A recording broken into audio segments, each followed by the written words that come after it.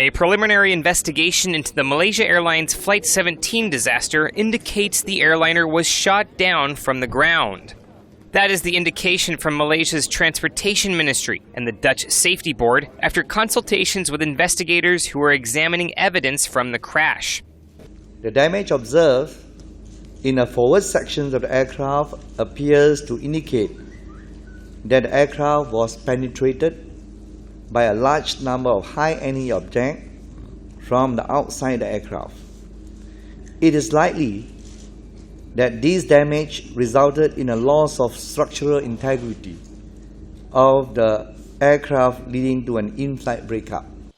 The investigation has faced setbacks and complications as Kremlin-backed insurgents and Ukrainian forces continue to battle in the region. The crash site is still under insurgent control, and investigators have struggled to perform a proper probe on the ground. Still, we have the wish to get access to the site because there are elements there, and perhaps they have moved, but there are elements we are interested in.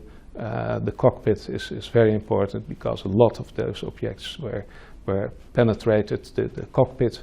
There are some instruments we are interested in who can provide us with data that are not in the flight data recorders.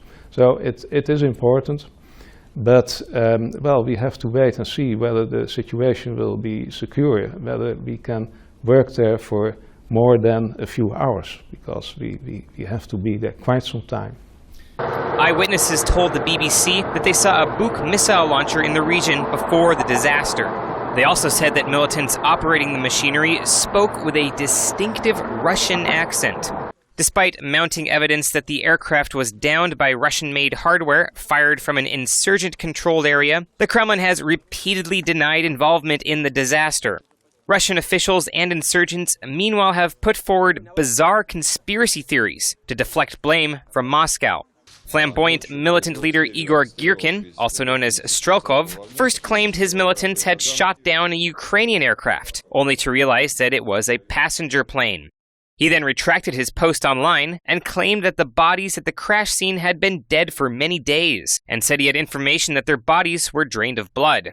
Not long after the crash, Russia's Lieutenant General Andrei Kartopolov said a Ukrainian Su-25 fighter jet shot down the airliner. The problem with that claim was that the Ukrainian fighter jet doesn't have the capability to reach the airliner's cruising altitude.